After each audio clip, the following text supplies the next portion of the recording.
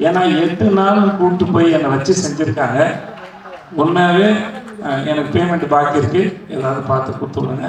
ஒன்று மட்டும் தெரியுது, இந்த வேலை பார்த்த மனுஷனா உள்ளுக்குள்ள செம்மையாக அடிச்சுட்டு வந்துருக்காங்க போல. இது மேடையில் நாகரிகம் பேசுகிறாங்க.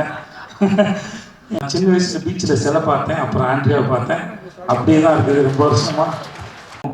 நான் அப்பயும் பார்த்துருக்கேன் யாரா இந்த பொண்ணுன்னு, இப்பயும் அப்படியே தான் பார்க்குறேன் யாரா இந்த பொண்ணு. நாளை பின்ன என் பையனும் பார்ப்பான் போடுறது யாரா இந்த பொண்ணுன்னு.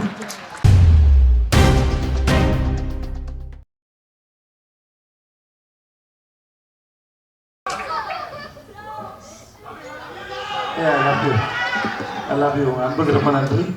இங்கே வந்திருக்க எல்லாருக்கும் என்னுடைய வணக்கம். முக்கியமாக விக்ரமன் ரொம்ப நல்லா பேசுனீங்க, நிஜமாக ரொம்ப நல்லா பேசுனீங்க. மென்டார் வெற்றிமாறன் போட்டுனேன். நான் படத்துக்கு மட்டும் தான் நினச்சேன், மேடை பேச்சுக்கும் அவர் தான் மென்டான்னு எனக்கு தெரியாது. உட்காருங்க, அவர் விட்டதெல்லாம் இவர் எடுத்து கொடுத்துட்ருக்காரு. நீங்கள் ரொம்ப நல்ல மென்டார் சார். ஒரு நாளை பின்ன நான் படம் பண்ணாலும் எனக்கு மென்டார் ஆகிடுங்க sir. Please, I need it sir. இந்த படத்தோட ட்ரெய்லர் பார்த்தேன், எனக்கு ரொம்ப கம்மியான நேரம் இருக்குது. நான் நிஜமாகவே ஊருக்கு போகணும், நான் போய் சொல்ல. அதனால் இங்கே இருக்க எல்லாருமேலேயும் சத்தியமாக இந்த படத்தோட ட்ரெய்லர் பார்த்தேன், எனக்கு ரொம்ப நல்லா இருந்தது, ரொம்ப ரொம்ப நல்லா இருந்தது, ரொம்ப பிடிச்சிருந்தது. எனக்கு மாஸ் படம் ஆரம்பிக்க போகிறேன்னு விடுதலை பண்ணும்போது ஒரு நாள் சார் சொன்னார், படம் தான் ஷூட் ஆரம்பிக்க போகுது. இன்றைக்கி அதோட ஆடியோ லான்ச்சில் அந்த படத்தோட டைட்டில் கேட்டோன்னே இந்த கதை என்னவா இருக்கும் அப்படின்னு ஒரு எதிர்பார்ப்பு இருந்தது. எம்.ஆர். ராதா சாரோட மார்க்ஸ் யூஸ் பண்ணது வந்து ரொம்ப எதிர்பார்ப்புன்னு அதிகப்படுத்துச்சு. விஷுவல் பார்க்குறவங்களால அந்த டயலாக்ஸ் ரொம்ப ரசித்தேன். இதெல்லாம் இந்த படம் பார்க்கணுங்கிற ஆர்வத்தை எனக்கு தூண்டுச்சு. ஆனால் இந்த ஆடியோ லான்ச் வந்து தனி ட்ரெய்லராகவும் படமாக வந்துச்சு. வந்த எல்லாரும் ஒரு தாறுமாறாக பேசினாங்க. அது ராமரில் ஆரம்பித்து, ராமர் வந்து தெரியல, நான் விடுதலை எப்போ படம் பார்த்த, நாங்கள் ஒரு நாள் வெற்றி சார் கொடைக்கானல் எப்போ படத்தை ஒரு பார்த்துருங்க செய்தோம் அப்படின்னாப்புல. ஷூட் இருக்கும்போதே சார் வந்து படம் காட்டுவார். அது வெகு சிலர் மட்டும்தான் அது காமிச்சிருக்காங்க. அந்த டிஸ்கஷனுக்கு ஆக்டர்கிட்டையும் கேட்குறது. ஏன்னா அவர் அந்த படத்தில் எவ்வளோ சிந்திச்சு அந்த படத்தை இயக்கியிருப்பார், இல்லை வேலை செஞ்சிருப்பான்னு எனக்கு நல்லா தெரியும். அதையும் தாண்டி படத்தில் வேலை பார்த்து எனக்கு அது மேலே ஏதாவது கருத்து இருக்கா, ஏதாவது சொல்கிறதுக்கு இருக்கா. நான் என்ன நினைக்கிறேன், இந்த நம்ம விக்ரமன் சொன்ன மாதிரி தான் ரொம்ப டெமோக்ராட்டிக்கான ஒரு மனுஷன். நான் பார்த்த வரைக்கும் 2 முகம் கிடையாது அவர்கிட்ட, எந்த மாசமும் இல்லை. அவர் மேடையில் பேசுகிற, இல்லை தனியாக அறையில் பேசினாலும் சரி, எப்போ பேசினாலும் எனக்கு தெரிஞ்சு ஒரே ஒரு வெற்றிமாறன் தான் இருக்கார். ஸோ அவர்கிட்ட சுத்தமாக மாஸ்கே இல்லாத மனுஷன். ஸோ அவர்கிட்ட ஒரு விஷயத்தை பகிர்ந்துக்கும் போது என்னடா இது கூட ஒருத்தன் தெரியலையே அப்படிங்கிற மாதிரி இருக்காது. தனக்கு தெரிஞ்ச எதுவாக இருந்தாலும் சக மனுஷன்கிட்ட பகிர்ந்துக்கிறதுல, சமமாக நடத்துறதுல ஒன் ஆஃப் த பெஸ்ட். ரொம்ப நன்றி, நீங்கள் மாதிரி ஒரு ஆளாக இருக்கிறதுக்கு ரொம்ப நன்றி சார். எல்லோரும் ஸோ மச் நன்றி. ஸோ அப்போது அந்த சமயத்தில் இந்த ராமர்னு ஒரு ஆளை பார்க்கும்போது, ஐயோ பாவம் புள்ள பூச்சி இந்த மனுஷனை மாட்டிகிட்டு இருக்கேன் அப்படின்னு நினச்சேன். எனக்கு எப்போ தான் தெரிஞ்சது, அந்த ஆளுக்கிட்ட நம்ம கூட்டமே மாட்டேங்குது. ராமர் மாதிரி ஆளை மேடையில் ஏற்றி உங்கள் ஊருக்கு போயிட்டு வந்த கதையை சொல்லுப்பானாலே 1 மணி நேரம் பேசுவார் போல இருக்குது. நம்மளாம் உட்காந்து ஜாலியாக கேட்கலாம். ஸோ ராமர் பேசினா இருக்கட்டும், நம்ம கிங்ஸ்லி பேசினா இருக்கட்டும், சுப்பிரமணிய சிவா சார் பேசினா இருக்கட்டும், எல்லாருமே ரொம்ப நல்லா பேசினாங்க. ஏதோ சின்ன வயசில் திருவிழாவில் போயிட்டு ஆடல் பாடல் நிகழ்ச்சி பார்த்தா மாதிரியே இருந்துச்சு எனக்கு. ரொம்ப நல்லா இருந்தது. இந்த இவ்வளோ அவசரமாக இருந்தாலும் வழக்கமாக இந்த மாதிரி வேறு படத்தோட ஆடியோ லான்ச் போனால் போக மாட்டேன்.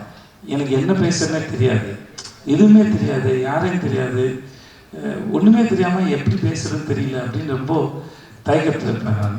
நான் ஒரு அந்த மாதிரி சமயத்தில் நான் ஒரு இப்போ ஜிவி பாடினார்ல, ஒரு சிங்கராக பிறந்திருந்தா 2 பாட்டு பாடிட்டு போயிடலாம், ஒரு 2 நிமிஷம் பாடினா கூட்டத்தை நம்ம பக்கம் திருப்பிடலான்னு தோணும். ரொம்ப கூச்சத்துக்கு தான் போவேன். நான் முறையாக வேறொரு படத்தோட ஆடியோ லான்ச்சுக்கு வந்து நான் ரொம்ப சந்தோஷமாக போகிறேன்னா அது இந்த படத்தோடு தான். இந்த ஆனால் ஒன்று மட்டும் தெரியுது, இந்த வேலை பார்த்த மனுஷனா உள்ளுக்குள்ளே செம்மையாக அடிச்சுட்டு வந்துருக்காங்க போல. இது மேடையில் நாகரிகம் பேசுகிறாங்க. ஏன்னா நல்லா பேசிக்கிட்டாங்க, இப்போ நல்லா பேசிக்கிட்டாங்க, நல்லா இருந்தது, வெளியும் தெரிஞ்சுது. அப்புறம் இருக்கிறார் இல்லை அப்படிங்கிற அந்த நெல்சனுடைய அந்த காட்சி என்னன்னு அவர் எந்த தூணில் இருப்பாரோ தூணில் இருப்பாரோ, ஆனால் படத்தில் இருக்கான்னு நினைக்கிறேன். நானும் தெரிஞ்சு பார்க்க ஆசையாக இருக்கேன். மற்றபடி கவின் வாழ்த்துக்கள் கவின். கவின் ஸ்க்ரீனில் பார்க்குறது ரொம்ப பிடிச்சிது. ரொம்ப வசீகரமாக இருக்கீங்க, ரொம்ப நல்லா இருக்கீங்க. உண்மையாகவே ரொம்ப சிலரோட பார்க்கும்போது பிடிக்கும், ஸ்க்ரீனில் பார்க்கும்போது அந்த தனிநபராக பிடிச்சிருக்கு. நம்ம இவர் தான் சொன்னாருங்க, நம்ம நெல்சன் சொன்ன மாதிரி இன்றைக்கி நம்ம டிஃப்ரெண்ட் ஸ்கிரிப்டை சூஸ் பண்ணும்போது முன்ன பின்ன அடி வாங்கலாம். ஆனால் இதுதான் ப்ராக்டிஸ் பின்னாடி இருக்கிறதுக்கு. ஏன்னா எப்பயுமே வந்து வண்டி மேலே ஏறிட்டே இருக்காது, வண்டி ஒரு நாள் வந்து கீழே இறங்கும்.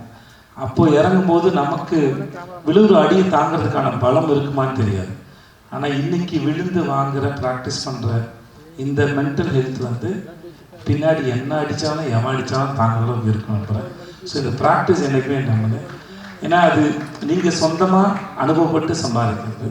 ஸோ அது படம் கண்டிப்பாக என்றைக்குனாலும் ஓடுற படமாக இருக்கும், அது மக்களை போய் சேரணும், அது மாற்றுக்கிறது இல்லை. பட் ஆனால் அதை எக்ஸ்பீரியன்ஸ் பண்ணும்போது நம்ம காலத்துக்கும் நம்மளால் நம்ம சொந்த அறிவோடு சர்வே பண்ண முடியும். கண்டிப்பாக அந்த காலம் அவங்க நிப்பாட்டு நம்புகிறேன். இந்த படத்துல நிஜமாக பெரிய நம்பிக்கை இருக்குது.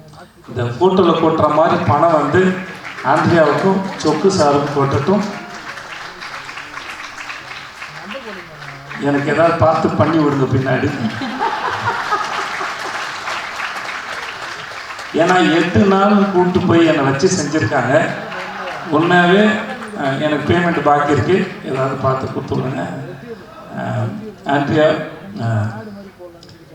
நான் சின்ன வயசில் பீச்சில் சிலை பார்த்தேன், அப்புறம் ஆண்ட்ரியாவை பார்த்தேன், அப்படியே தான் இருக்குது ரொம்ப வருஷமாக. இவ்வளவு சேம், அது எப்படின்னு தெரியலமா. அது உங்களெல்லாம் நான் கூப்பிட்டு வந்து ஃபாரின்லேருந்து ஆளுங்க வந்து இன்டர்வியூ எடுக்கணும், எப்படி இத்தனை வருஷம் அப்படியே இருக்கிறீங்க, சந்திராவை பார்த்தா மாதிரி தான் இருக்கீங்க. அதுக்கு முன்னாடி நான் நர்சஸ் காஃபி ஏதோ ஆடில் பார்த்த மாதிரியே இருக்கீங்க. அது ஒரு புடவை ஒன்று கட்டிக்கிட்டு அது முன்னாடி இதே மாதிரி முடி இருக்கும். நான் அப்பயும் பார்த்துருக்கேன் யாரா இந்த பொண்ணுன்னு, இப்பயும் அப்படி தான் பார்க்குறேன் யாரா இந்த பொண்ணுன்னு. நாளை பின்ன என் பையனும் பார்ப்பான் போடுறது யாரா இந்த பொண்ணுன்னு. நிஜமாவே அதே அழகுமா தெரியல. வீட்டுக்கு போய் ஃப்ரிட்ஜில் உட்காருங்களா பெட்ரூமில் படுங்கன்னு தெரியல. வாழ்க்கை நீங்கள் எனக்கு உங்கள் பேர் கேட்டேன் மறந்துட்டேன். रूहानी कैसे आप? अच्छा है, आप बहुत सुंदर है, ஆல் தி பெஸ்ட். மற்றபடி எல்லாருக்கும் எனக்கு நேரம் இல்லாதனால நீங்கள் எல்லோரும் நல்லா இருங்க, நான் கிளம்புறேன். சார் வெற்றி சார், நான் கூப்பிட்டது ரொம்ப நன்றி சார். எனக்கு அந்த ஐட்டம் சார் ரொம்ப பிடிச்சிருந்தது சார். சார் நீ தான் இந்த கை தட்டிங்கன்னா உங்கள் எல்லாரும் தான் பிடிச்சின்னு அர்த்தம். என்னால் ஏமாற்ற முடியாது, நானே ஏமாந்துப்பேன். சார் வாழ்த்துக்கள், அவனுக்கு ரொம்ப சந்தோஷம். கார்டு எடுத்த போது பார்த்தது நீ தான் பண்ணேன்னு சொன்னாங்க, ஒரு நாளில் பண்ணேன்னு சொன்னாங்க. வாழ்த்துக்கள் சார், பார்க்கல சந்தோஷம். வாழ்த்துக்கள், தேங்க்யூ ஸோ மச். ஜிரி சார், இது வரைக்கும் நான் எந்த படம் கேட்டாலும் எனக்கு வந்து பண்ணுறேன்னு ஒத்துக்கிட்டதே இல்லை. Thanks ஜிரி sir. ஆனால் ஒரு முறை சொல்லுவார் என்னை கூப்பிடுங்க சார்னு.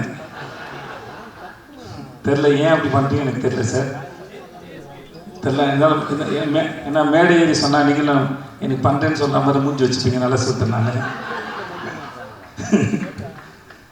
இல்லை, நான் இது வரைக்கும் கேட்டதில்லை, நான் சும்மா தான் சொன்னேன், உங்களுக்காக போய் சொன்னேன் இப்போ நான். Thank you sir. நெல்சன், எனக்கு உங்களோட ஸ்பீச் எப்பவுமே ரொம்ப பிடிக்கும் தெரியல. தேங்க்ஸ். உங்களை நீங்கள் நடிச்சது நான் ரொம்ப சந்தோஷப்பட்டேன் சார். சொன்னேன் சார், ஃபஸ்ட் டைம் பார்த்தம்போது ரிலீஸ்க்கு முன்னாடி அரசனுடையது நான் பார்த்தேன். உங்கள் டைமிங்கே தனி. எனக்கு இன்றைக்கி மேடையில் விக்ரன் பேசும்போது விக்ரன் டைமிங்கில் ஏதாவது ஒரு கதாபாத்திரத்தை நீங்கள் எழுதுவீங்கன்னு நான் நம்புகிறேன். நான் டைமிங்கு செம்மையாக இருந்தது. திடீர்னு எமோஷன் ஆகும்போது இங்கிலீஷ் பேசுகிறாப்புல ஏன் தெரியல.